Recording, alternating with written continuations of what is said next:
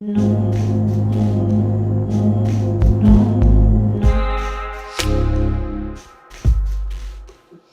Phil. Hey, what's going on? How are you? I am good. Today is Friday. I'm good today. Yes. Yes, the weekend is almost here. I'm Yes. excited to talk to you today. Thanks for making the time. Just so that people are aware, I have known Phil, I don't know how many years now, since like 2017, 2018, something like Yeah, that. you were in there, yeah. We met at Fuller Seminary when I was doing my master's degree, and Phil is pursuing a Ph.D., which I'd love to hear a little bit more about. But Phil has always been somebody whom I've admired and respected, and so it's been a joy to get to work with him on this project. But just so that people know a little bit more about you, you are a person who wears many hats, a man of many talents. So I'll put it like this: what's your favorite way of introducing yourself these days? Oh man. PhD candidate, former pastor, author, poet, nonprofit founder, That's five docu- already. Keep going. docu- documentary film producer. That's six. Um, it's funny because yes, this is there are quite a few hats, but same pattern. Hmm. So at the end, there's an intersection point. There's a point in the middle that's kind of like the spokes that go out to all these areas, but they intersect. So I'm not just doing a whole bunch of different things.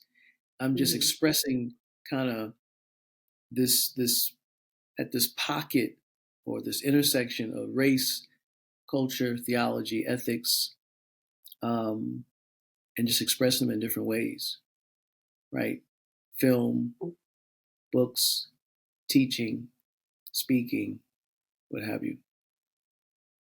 That's something that I've always loved about your creative practice, if you want to call it that, because there does seem to be this really strong through line through everything that you're doing. You're always about justice. You're always about uplifting people, especially those who don't have a voice in the traditional sense. And you're always doing it in a creative way, whether it be through the writing, through the filmmaking, preaching as well. One story that I remember really quickly, I was talking to Phil about uh, preaching, and I was like, how do you do it? And he was like, well, sometimes I'll try to make something off the fly. If I have these, I forget how you phrased it. You were like, give me a couple of words. And I don't remember the words I gave you, but it was like 3 or 4 words. And the Three next words. thing you know, Phil is like reciting this entire sermon off of like 3 or 4 words. And I was like flabbergasted. I was like, how are you doing that? But I know your skill sets as a spoken word artist come into play when you're preaching, when you're writing as well. So I'm kind of curious about how long you've been doing spoken word. Well, I've been writing poetry since fourth grade. Interesting. I read Langston Hughes, Maya Angelou, um, County Cullen, Nikki Giovanni, and I just said I didn't think I could do that, but I loved it. And then I saw a poem that my mom wrote. She wrote to her mother on Mother's Day. I was in the fourth grade, and I was like, "Wow, this seems just like the poems I'm reading. This is just as good." And that's what made me say I can do this too. And so fourth grade I won a poem contest, fifth grade I ran a poetry contest, but my first performance speaking it was in 97. It was at a Hmm. spot, restaurant, lounge in Maryland, Prince PG County, Maryland, Landover, Maryland. And me and a buddy went with me, and he told me recently, I didn't know he said this, but when I was doing it, I wasn't as confident. And he remembers saying to himself, dude, speak up so we can hear you. But I got it out. I got it done. People were eating. I didn't think people were paying me any attention. And so 97 was the first time I did it. And I loved it. I'm an artist at heart. No matter what I'm doing, at the core of who I am, I'm an artist. My father just asked me recently, do I still draw? and I just started during the pandemic, but I hadn't drawn since I was a kid, and I just picked it back up, and I want to continue to get better at that. At the core of who I am as an artist. You know, it's interesting to hear you say that when you first started off, you weren't performing with confidence, because I would say confidence is one of the first words that comes to mind when I think of your actual performances today. So I'm curious about that journey. Where did the confidence come from? I think it came from doing it, from Mm, actually getting up in front of people and believing that the words that I'm reciting. Back then, I did it by memory. mhm. Now I need to read it. But the words Okay. that I'm reciting matter. Like some people actually like it and they want to hear it. And then I Mhm, started performing at spoken word spots around Maryland, DC area, and I stopped for a number of years. The reason why I stopped was because I didn't think that people actually appreciated what I was sharing. I thought it was more entertainment for them. You know, you would get the snaps and you'd get the go ahead. I had one lady, I did a love poem. One lady, she hugged me and kissed me on the cheek as I walked off the off the stage. And I was like, whoa. And that was flattering, but I still that might have been my last performance. Not because she did that, but because I just didn't feel like like I'm done. because I didn't feel like people actually appreciated a lot of what I was sharing about my life. Like I was sharing some deep stuff about me, not just love poems, Mhm, but just what I felt about a lot of things. And I thought it was entertaining. So I stopped. And I didn't do it again until maybe 8 years later when I got the call to mhm, ministry. I started sharing in the Bible study. And to hear people say, man, that ministered to me, like, man, that mhm, spoke to me, that's when it really shifted for me. Around mhm. 2005 ish is when it shifted. And I began to write again and just write and write and write and perform and speak it. Say a little more about how you've used spoken word, whether it be through preaching. I also know sometimes when you're speaking to different audiences, maybe promoting one of your books or just giving a lecture or whatever it might be. I know that sometimes you'll incorporate spoken word. I would love to hear a little bit about why do you do that? Why do you include it? Also, how do you incorporate it in a way that feels organic to the material that you're sharing? You know? Yeah, great question. So I use poetry because I believe that's my strongest voice. Whether I'm teaching, preaching, um, or whatever, poetry is my strongest voice. Whatever message I'm trying to convey, if I can do it in a form of spoken word poetry, I'm most confident. So oftentimes I will open with a piece that regulates my body, my nervous system when I'm Mm-hmm. nervous, or it settles me, or it's a creative way of grasping someone's attention, the audience's attention. Poetry captures people. It gets them. It gets their attention in a way, almost like song. If you Mm-hmm. begin to sing, you can draw people in rather than just speaking to them. So I'll use poetry to draw people in, to capture their attention, but also to get my nerves, get that down, regulate my body, my nervous system. Um, and then also just to add another layer to the message. So if I'm preaching or teaching, not everyone receives the same way. There, Mm-hmm. in that room can be a lawyer and an artist, and oftentimes we are one dimensional in our messaging, in our communication style, and so that works for a group that's how they love that type of talk or preaching or teaching. But if you can shift a little bit and capture the people in the room that may need something else, that versatility, I think, is effective and powerful. Um, so I'll shift and I'll open or close with the poetry or do both. I'll Mm-hmm. teach. I will speak, preach, what have you. So I use poetry for all those reasons. I'd also say you were speaking about the different groups and the different ways that people learn and hear and receive. I do think there's a sort of surprise element that comes up. Maybe for people who have known you for a little while, they might anticipate that you might do something like that. But going into a room where people are just getting to know you, and then all of a sudden you open your mouth and out comes this very rhythmic, beautiful language around a story, right? I just imagine how that captivates people and how it kind of catches them off guard, where they sort of lean in a little bit more because they're curious about what you're doing, you know? So I love that. Um, Yeah, I've I had will people. say, yeah. I've had I've had someone say, "I love that rap thing you do." I'm like, man, I'm not That rapping. rafting, Yeah, huh? but it's Oh it's man, it's in the same family. It's in the same family. it is. They're cousins. Not quite the Yeah, same thing. yeah, They yeah, were they were hovering in the right vicinity. Man.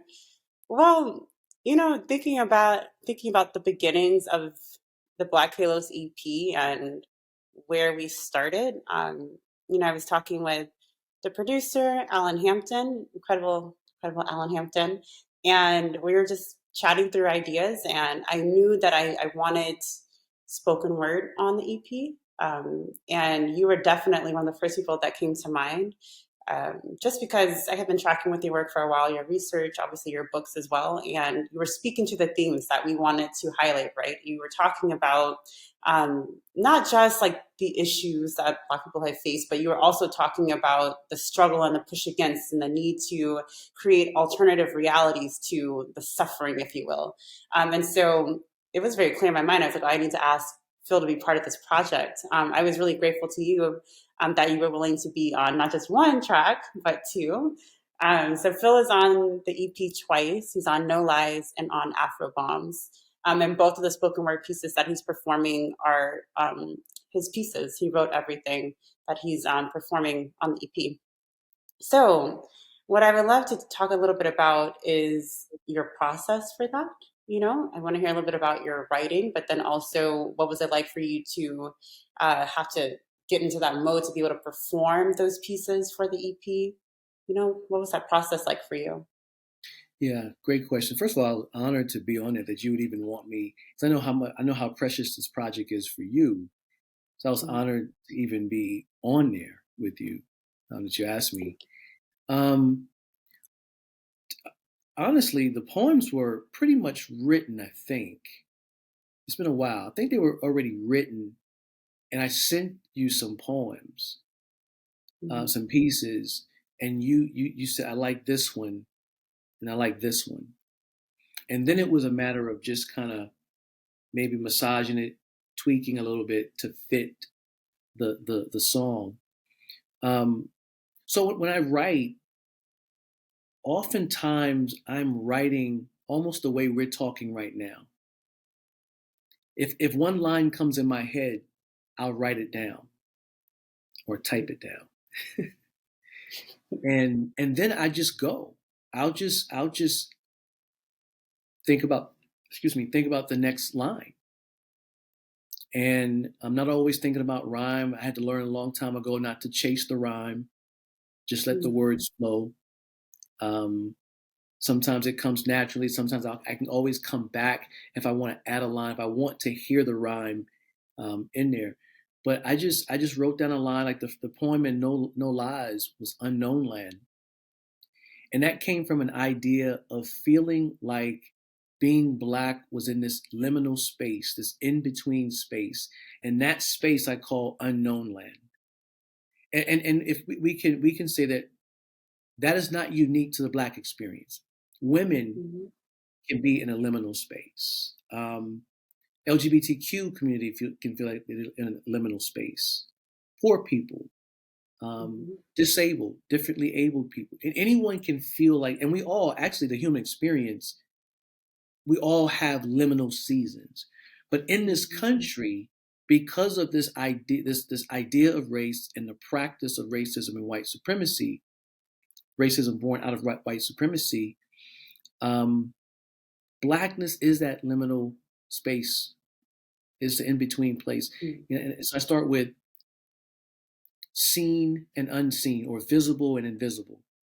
There are times when I feel hyper visibility, I'm hyper visible, You walk into certain, particularly white spaces. Um, Usually, the only one there, or only a few of us there. So, but then you don't feel like your humanity is seen. So you're kind of seen but not seen. Um, or you're seen because of how you function, your abilities. I'm an athlete, so my abilities got attention. But do you see me beyond my ability? And then as a preacher, I was seen because of my ability to preach. But the moment I'm no longer preaching, or I went through a divorce, and many people, particularly in the white evangelical space, turned away from me, distanced themselves Mm. from me, and people would say, I respected you, and I started speaking about race and social issues and justice. I respected you so much um, Mm. for your preaching. I loved your preaching, and I would say that that's the problem. You loved and respected how I functioned, Mm. but you didn't actually love and respect me. So you only saw me through my gift, not my humanity. And so I just started listing all the ways and started playing with all the metaphors on what does it mean to feel like and be in this liminal space perpetually. But then also, liminality is a place of creativity. Mm. When you're in that transition and you're in that, think about COVID. That was a global liminal space for all of Mhm. us. Global pandemic. There's a lot of suffering and loss and death, but out of that came innovation too. Mm. And so that's why I ended the poem. I don't think that part's not in No Lies, but the longer version, there's hopefulness at the end Mhm. because of I always want to redeem that liminal, that in between space. Ugh, so many things you just said. I'm like, wait, wait, wait, wait, wait. So the thing with Phil and I, we can talk for hours. We have these Well, conversations. We do, and that's why I was like really excited to have this conversation because we talk like this. yeah. Like so many little things. So a couple of things that you just said that I really want to highlight before they like float away. One is about this liminal space, but then also about your capacity to articulate. I mean, it makes sense. You're a PhD student. You have a way with words. You're a spoken word artist, but I do think there's a very particular way that you are able to not only identify what's happening beneath the surface of something, but then also to be able to put language to it. So I would love to hear a little bit more about how you were able to cultivate that capacity, But then I also want to turn the attention to something else you said, but let's start there. Your capacity to be able to recognize what's happening when my black body walks into a space, and I don't see that many people around me, and other people who don't look like me are interacting with me. How did you begin to be able to articulate what was going on in those kinds of spaces? So I just got language to understand how I'm Mm. wired, how I'm created. I'm highly introverted. Mm. So I'm always thinking, I'm always inward, reflecting, paying attention to everything around me. And I would prefer to kind of be off to the side, observing everything. Mm. But then I'm also a highly sensitive person. So HSPs are like the counselors, advisors that are watching, observing, and also sensitive to Mhm. the energy in the room. I pay attention to. I can tell you when I walk in a room who had a hospitable posture and look on their face Mm. towards me, and who was more hostile or who was indifferent. I should have been a CIA agent or FBI agent or something. I walk in Mm. a room and I case it. My eyes. I can be talking to you, but my eyes have roamed the room. I'm prepared to escape, to leave. I'm looking for the exits. All of that's going Mm. on. I never understood that about me. I thought it was just weird. And then until I started understanding what a highly sensitive person is. It's not about emotions and feelings as much as it is just sensing, the energy in the room, the spirit of the room, but also um, the other people's moods and what they may be dealing with. Very empathetic. So for me, I think that's just the grace of God. that I'm Mhm. wired to pay attention, to see people. Um, and then I have a curiosity also. I'm curious about, you talk about what's underneath the surface. I'm curious about what's underneath. Like I know Mhm. we see stuff that's going on, but my curiosity ever since I was a kid is there's something else though. Mm. And so I oftentimes want to talk about the something else that we don't necessarily see or pay attention to. I definitely think that's one of your many gifts.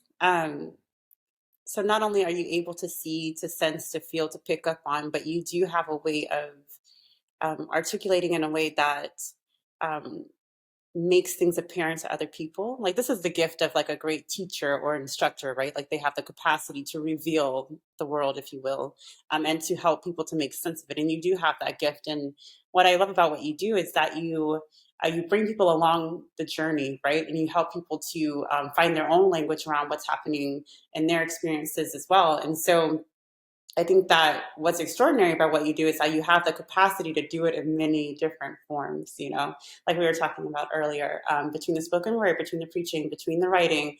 You do have this way of uh, opening our eyes to things. So that's just one of my favorite things about what you do. But one thing Thank that you. you said before I lose this, because I think it's really important to kind of frame the project in this way. So we recorded the Blk Halos EP in the middle of the pandemic, actually like closer towards the beginning of it actually. Started the process in 2020. And this was right around the time when all the protests were happening because of George Floyd's death. Just things were in an uproar, right? Right in the middle and the thickness of this. And there was something that I think you posted it on social media. I don't think we were speaking about it. I think you posted it and I saw it, but it never left me. Um, you were commenting on how people were kind of like people who weren't that invested in the movement before, if you will, how they were just sort of kind of awakening to what was happening. They just seemed to be like, "What do I do? What do I do?" And everybody was like trying to figure out what they needed to do, and like like in an uproar. And you had the most calm posture. And you said something that just like resonated. You were like, I've seen this before. And you were basically talking about how you weren't going to overextend yourself to like wear yourself out, get into this frenzy that everybody else is finding themselves in, but you were going to keep doing the work that you're doing because you've been doing the work. But you were like, I've seen this before. Can you talk about that a little bit? Yeah, I think I remember the video I posted on that day. It was a Sunday morning, actually. I think. And I was tired. I was tired from social media comments. I was tired of people texting and messaging me. What do I do? What can I do? And I think what was frustrating was people wanted a quick fix. Mm-hmm. Um, and I'm talking particularly to those outside of the Black community who are just not accustomed to our history and our experiences. And they thought it was just something you could fix. And I wanted people to realize like this has been historical. This is a rhyme. It's a pattern, and it's 400 years worth.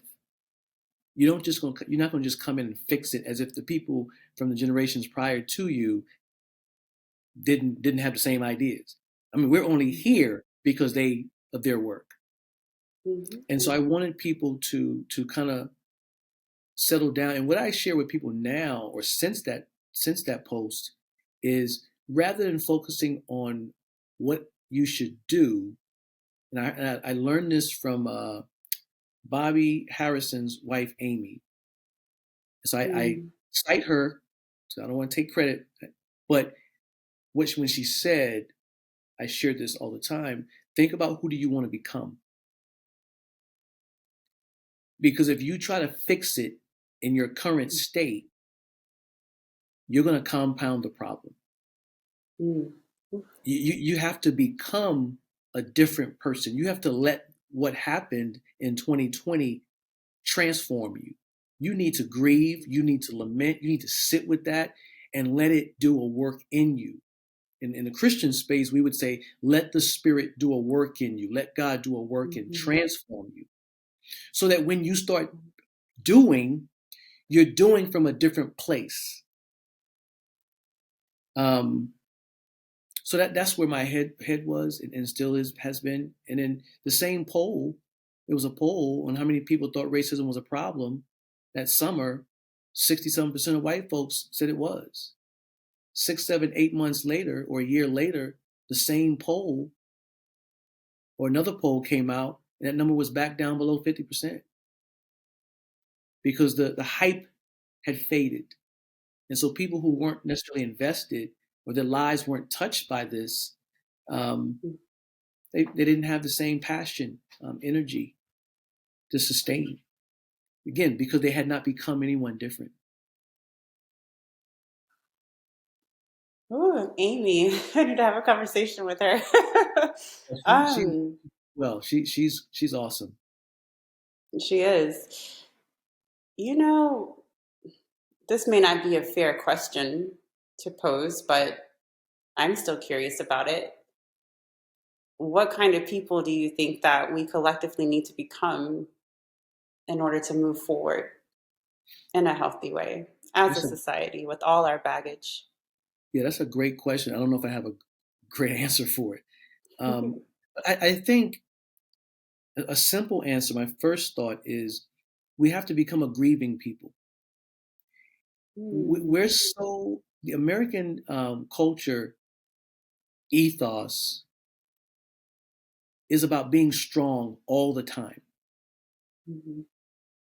Someone dies, stay strong.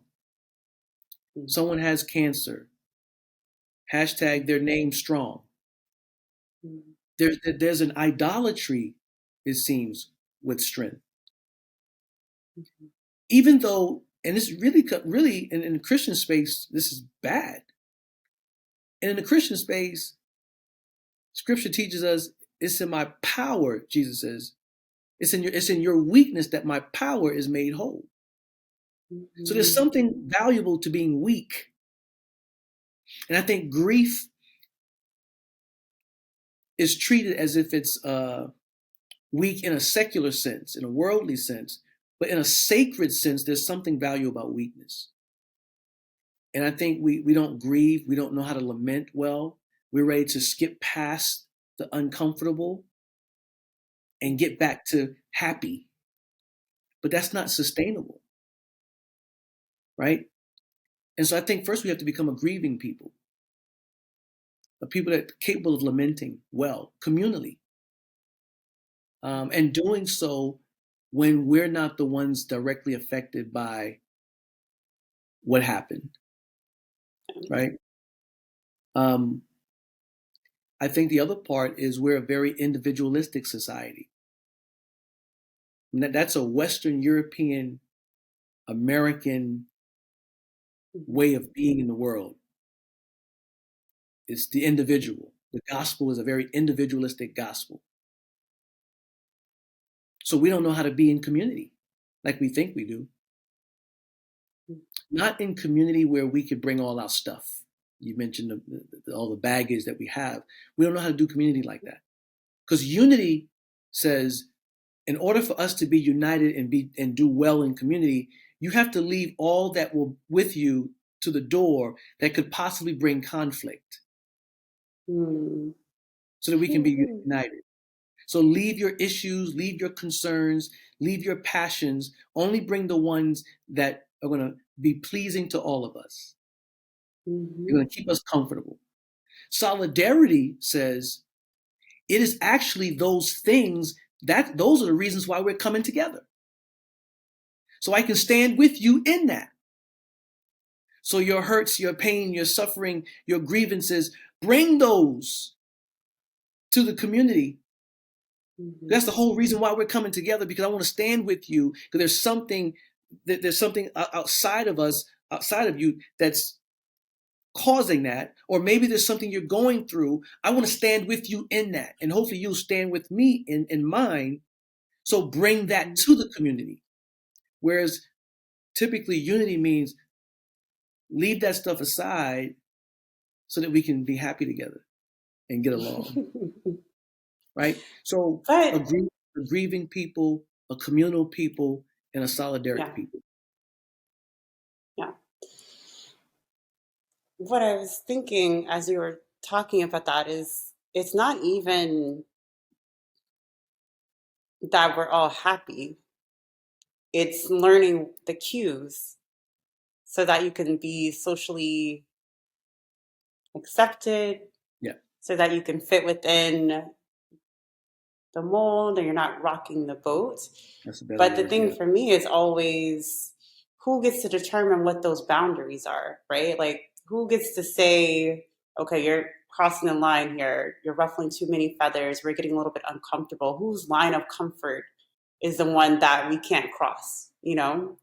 Yeah. That's the thing that comes up for me. It's always about who gets to say where the comfort level is, you know. And this point about us not knowing how to grieve in this country, I think about this often. You know, and what the work that we do at these studios in Break, we really do try to make spaces where people can bring their full selves, you know, feel everything that you're feeling, put it out on the table and know that we're not going anywhere because you shared something that could otherwise be considered impolite, if you will. And I feel as though once people know that they have the safety and um, the space is set up in such a way that it's going to care for them in their fullness, that's when you start to see the healing happen. You can't actually address anything, you can't actually heal from it until it comes to the surface, until it's verbalized, or until somebody finds a way to basically let it out of themselves. There's no way Mm-hmm. to receive any kind of healing. And so, exactly what you're saying about um, needing to lament, needing to grieve. And I feel like we don't have as many practices that help us to do that as a collective. Yeah. Maybe we can go through our own individual processes, but we don't necessarily want to share. But the thing for me is that a lot of the social ills that we're facing require social solutions, you know, including healing, including grieving. There's so much that you can do by yourself, but then there's certain aspects of society that will never reach a place of healing, a place of relief until we socially figure out how to do these things together, you know. Um, yeah, I could say plenty more on that, but let's keep the conversation moving. Um, you know, I'll say this. I was curious about sharing the EP 2023, still a little bit early in the year when people are kind of like in a good mood, you know? Um, but it was exactly what you said. Yes, a lot was going on in 2020, and people were aware and focused and present with the issues at hand. But my thing is, now that the conversation has quieted in certain circles, um, how do we continue to make progress on this? How do we continue to bring up these conversations? How do we continue to make spaces where people can heal? You know, the thing that we always talk about is that we are after social healing, and for me, that encompasses social justice. But I always feel as though you can't just stop at seeking justice. You also have to recognize that people need to mend. Sometimes I use the analogy of like a war. If like some people are on the front lines, some people are strategizing, but then you also need those who are building and running the hospitals. And so we try to fill in that gap a little bit. Um, but let's talk a little bit about the pieces themselves that are on the EP that you're part of in particular. So No Lies, and then we'll talk a little bit about Afro Bombs as well. But you know, you have some of my favorite lines in No Lies. I love them so much. Um, and just to reiterate, so Phil wrote a piece called Unknown Land that he allowed us to feature within No Lies. So that's the piece, or part of the piece that you're hearing on that track. So you open up with this beautiful line: "This wilderness is not good for my dark skin." Just talk about that. I love that line. Well, just playing off of, I'll just, like I said, I'm riffing as I'm writing. Mhm. And I wanted to keep the theme of, because I repeat throughout the poem, my black body. And so Mm-hmm. I wanted to bring that to the forefront. I wanted, if someone was listening to it but not necessarily seeing a performance, I wanted that to be like on the forefront of their minds, my dark skin. And so this wilderness that we're in, this liminal space, when I say wilderness, thinking about Egypt, wilderness headed to Canaan, but we're in the wilderness. We're not at Canaan yet. And we're not still in Egypt, but we're in the wilderness. And so I think about being in the wilderness, dry, hot, also cold at night. Mm-hmm. So it may not, unless you have the right resources, it may not be good for your skin. So likewise, the wilderness socially, politically, racially, that we kind of are wandering in for 40 years, metaphorically speaking, um, Mm-hmm. is not good for my skin. Skin being not good for blackness, not good for my humanity, not good for my soul, not good for my health. That skin, Mm-hmm. right? And so I just wanted to play with that imagery of being in the wilderness, being in the desert, and the climate, the effects it can have on one's actual skin. And metaphorically, we can say the same thing with racism. Yeah, 100%, right? And I think 2020 made that very apparent that that dark skin, black skin can be quite detrimental in this country, you know? Mm-hmm. Um, yeah. One thing that I find very beautiful in your work as well, and of course, this comes from your theological background, but you just have this amazing way of weaving in biblical elements, but you do it in a way that isn't always preachy unless you are actually preaching. I want to hear a little bit about that. Like you talk about going from Egypt to Canaan, you talk about the Jericho wall. Where is this coming from? Where are these references? I mean, I can make the connections myself, but I'd love to hear you talk about it. Well, I think going back to what you said about sounding preachy, I think inviting people into that conversation is more effective than trying to drown them in it. Mm, I think you can come really hard with scripture and theology, doctrine, and it can turn people off. mm, But if you can creatively invite them into this space and use art to get people curious, to get them asking, why did you say Jericho Wall and Canaan in mm, between Calvary? And what is that about? Now we can have a conversation that would cause them to reflect theologically, bring their lives into to meeting the life of Christ. mm, And I'm not doing this as an evangelistic. I just love talking about God. I know mhm, my that's a whole nother conversation, sharing my testimony. I love talking about what God has done in my life, what Jesus has done in my life, what the Spirit, the Holy Spirit has done, continues to do in my life. But I'd rather people be curious about it. I had an atheist say to me once, well, someone told me an atheist said, if I'm going to talk to anybody about possibly, engaging in Christianity and becoming a Christian, I'm going to talk to Phil. And I just thought mhm, that was one of the biggest compliments. I never talked to him about faith, never tried, never really had an interest. He was a barista at Starbucks. And all I did, he knew I was a pastor. And I treated him like he was one of my mentees. Like, mhm, you good, man? What's going on? Gave him 5 when I came in there. He knew my drink. And we were cool. But it invited him into a conversation about God and bringing his life into that space. How is God? What is God doing in my life? Is there a God? Right? mhm, But for Christians who are already there, it's still an opportunity to get them to reflect theologically on these ideas. And I do that in mhm, my books as well. I'd rather pepper and get you thinking, getting you like, ooh, I heard something there, mhm. than to beat you over the head with it. because I don't want to be beaten over the head. Right. So I know you said you didn't want to share, but I would love to hear a little bit of your testimony. I just feel like there's something there. Can you give us a truncated version? I know it's not fair. I'm going to give you as short a version as I can. I grew up in a household, loving family, but my immediate household was, a lot of domestic violence. That still, it shaped me. Um, I love my dad today, but there was a time when I hated my father for many years with different things he had done. But I love him today. He's sober. He's doing better. Me and my mom are real close. We laugh and crack up at least 2, 3 times a week. That's just who she is. My sisters are close because of that.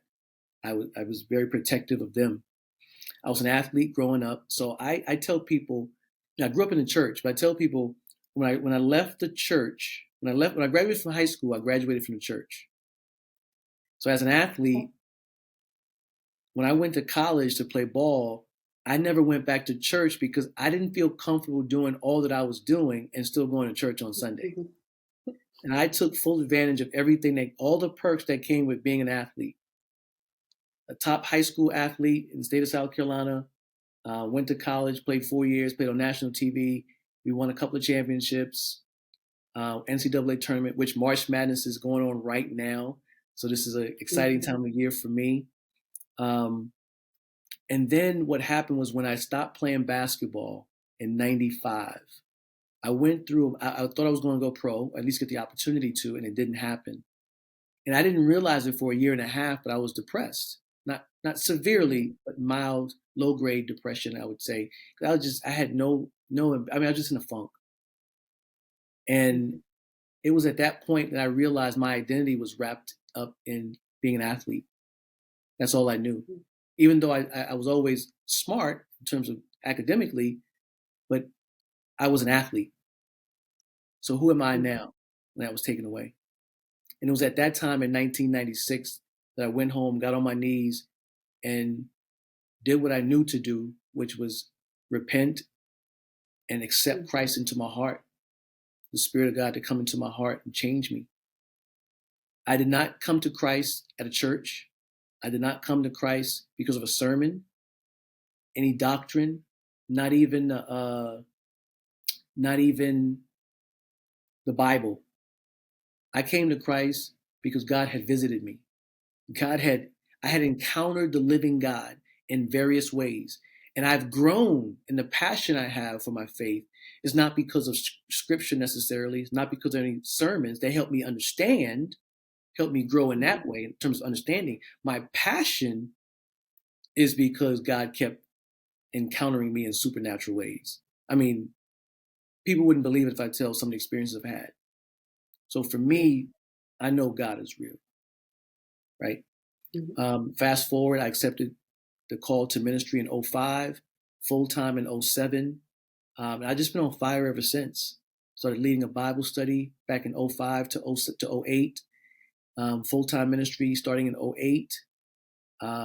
Went through another rock bottom season where I went through a divorce and some church hurt at the same time. But I also planted the month that I filed for divorce, I planted a ministry and I started grad school. I don't recommend you do that Ooh. in the same Seriously. month. The year that my Wow. divorce finally went through, because I messed up paperwork, I'm putting all my business out there right now. I messed up paperwork, but the year my divorce went through, I graduated from that school, from grad school. And so God has been with me, as well as the community. People have been with me in this journey. And my poetry comes from that place. My books come from that place. My teaching comes from that place. And I'm very transparent about it. I'm not ashamed. Um, I don't walk in shame, although there are some things I'm ashamed of from my past, but I don't walk in shame. Because that's exactly what it was. My past. I was young. I was stupid. I was foolish. Right. Um, So that's it. I'm here. Started this PhD program. Did a documentary short film about my grandfather's murder in 1953, and talking about intergenerational trauma from racial tragedy. Open Wounds is a documentary. You can go to openwounds.com. The book Open Wounds as well, and then the prophetic lens. And so now I'm writing my dissertation, and I need your prayers to get me through that. You've got the prayers for sure. Well, thank you for sharing. And there's a reason why I'm asking about it. One, just because I love your story, you know that. But then also, you know, when we did this project, when we talk about matters of Black identity, I'm always curious about how Black identity is formed by the divine. I'm always curious about that element because I do think, there are certain aspects of the movement that maybe don't have much to do with faith, religion, spirituality, whatever you want to call it. But to me, they've always been very intertwined. And so I've always been curious about how people come to know themselves, particularly Black people, and how God has shaped them, how God has. I mean, I think about your journey and where you started. Again, man of many talents, but like, look how God has been able to move through all of these different giftings, right? And all of it is geared towards bettering the community, uplifting people, speaking out against injustices, just as we would read that Jesus would do as well, right? And so I'm just curious about um, the intersection between your identity as a Black man and the divine, you know? That was why I was asking about your testimony, like how God has shaped who you are. I think the first thing that comes to mind is that how God uses suffering. And unfortunately, that has been a big part of the Black experience since the slave trade. And every culture has that. So I'm not making this suffering is only about Black folks. I mean, we know people of all cultures and races where the power dynamics, there are those who are in power and those who suffer. But I don't want to stop there because I don't want us to be defined by suffering. But I will say, in terms of how the divine has shaped us, I think about the community of God, Father, Son, Spirit. Like, just inherent to the Godhead is community. If we understand Scripture correctly, right? And I think that that's important to understand about Black folks or Blackness is that we're shaped through community. My hope and prayer is that we don't get away from that. It seems sometimes that we kind of, the generations after us, we're not as tight knit as we used to be, but we're shaped by community. We're shaped by mom, dad, but also grandma, auntie, cousin, the teacher. You see what I'm saying? Like, that's all I know. All I know is us. And when I say us, I mean, I know community. And I think it's important that we understand that. There's a hospitality that's built into that. I don't think we make it this far without that being central to Blackness, community.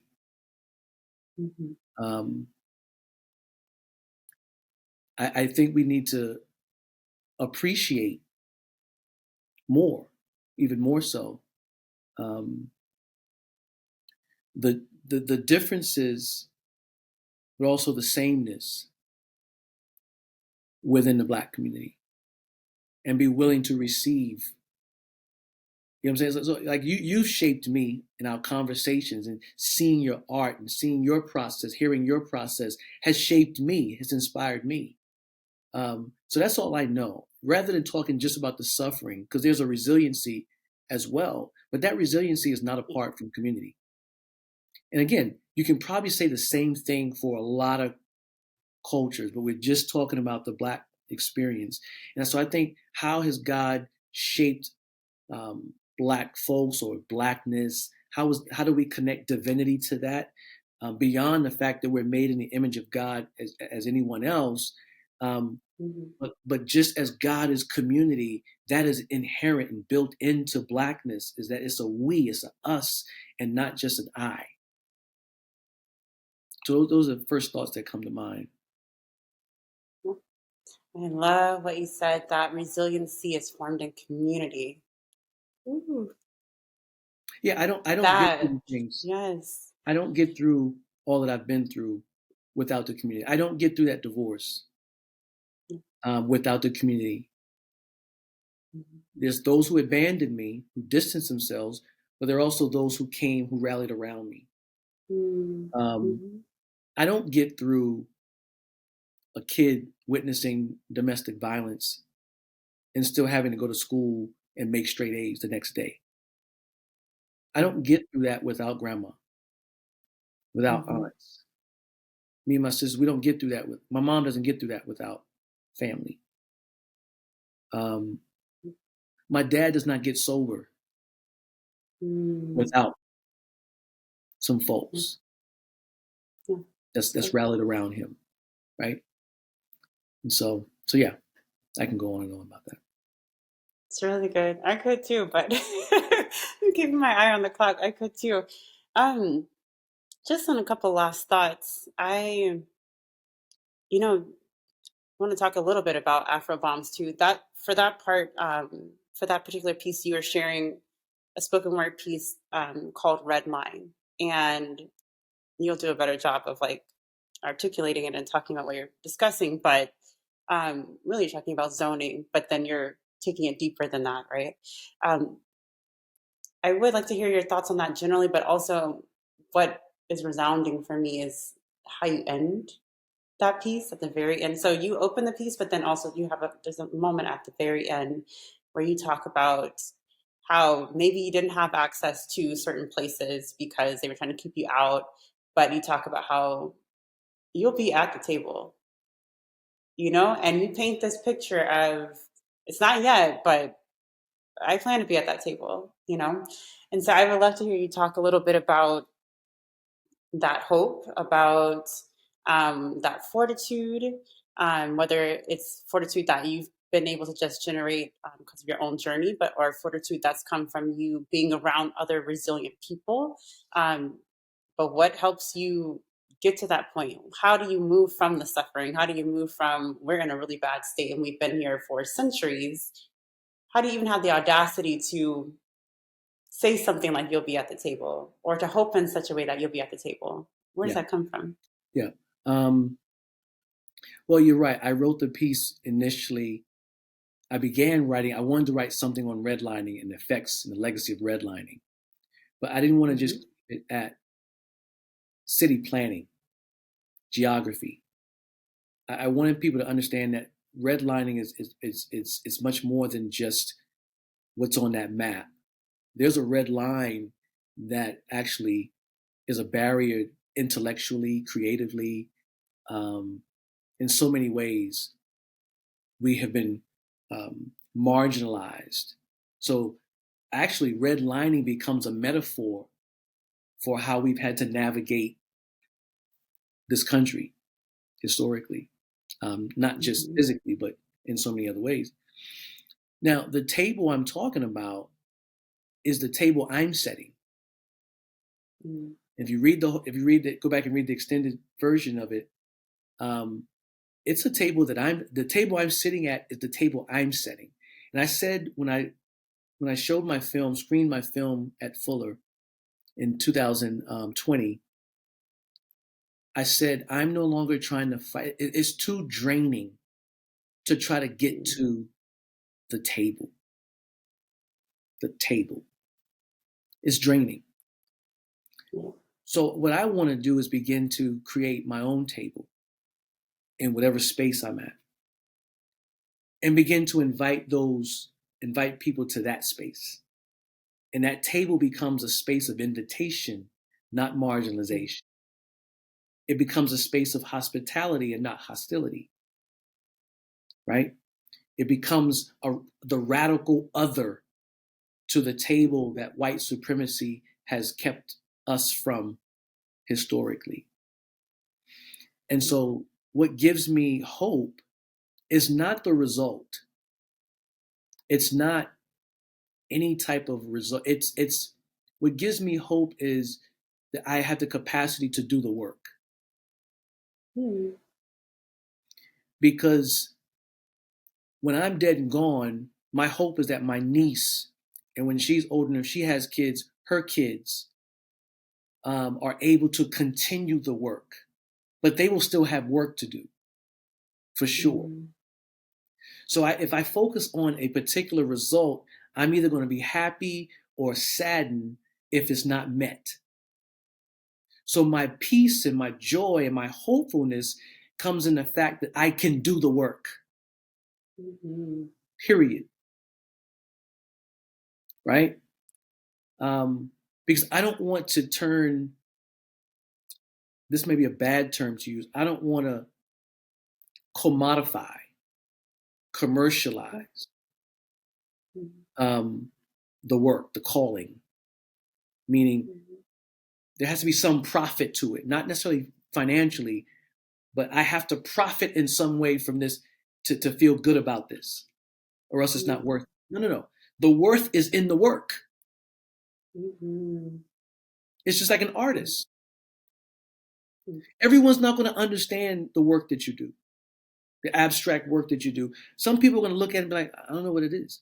But if you were to place the value of your art piece on how many people bought it, how many people like it, where it gets placed, you're going to be up and down according to other people's, them being the determining factor. But if your value and worth and your peace and your contentment and joy is in just doing the piece, no one can take anything away from you. That's a freedom that I want to continue to experience. I'm not beholden to other outside determining factors. What does God say to Jesus? What Scripture says? Well done, my good and faithful servant. Well done. Didn't say anything about the results. What was done? Just said, well done. You were faithful. That's all. You did your part. Yeah. You did your part. You were talking about how that mindset is liberative for you, but I also, when you're speaking, I hear the invitation of liberation extended towards other people to find your place in the work and to lean into it and to take the joy in knowing that you can do the work because it's yours to do, right? Exactly. Oh, I felt that one. Just gotta let it permeate. Thank you so much, Phil. You know I love the conversations. I can just keep going and going and going. Thank you for having me. Love these I'm so grateful. Yeah. And Talented you. This is part of the work. Is iron sharpening iron, encouraging ideas, inspiring one another. That's part of the work. That's part of the wellness. That's the wellness piece too. This is so yeah. Can't put a price on the conversations we have and the way we inspire and encourage each other. Can't put a price tag on that. Absolutely. And I will say just this to your point about how our healing, our liberation, our fortitude really only comes through community. I will say personally, like that has definitely been the case in terms of our relationship. Like I am so grateful for how God has used you in my life. Because you don't beat people over the head with your wisdom, but you have a lot of wisdom. And it has a way of exuding from you. And there's a way that you speak with clarity, with authority, with experience. that just opens up so many doors of possibility, so many doors of healing for people. And I am definitely one who has directly benefited from just you being you, like you being an extension of God out into the world, whether it be through creative inspiration or collaboration in this case, but also just, getting the chance to glean from all that has been deposited within you because of your life experiences, because of your research, because of your studies. I am a direct benefit of us being a community together. And so it is truly a joy and a privilege that we get to collaborate like this and we get to do Well, the work together. It really is. I'm grateful as Yeah, well. Thank you for trusting me on that piece, on those pieces, those songs, and having me here. I appreciate it. absolutely. Thank you. Thank you. Thank you. And cheers to more collaborations. Yes, yes, do it.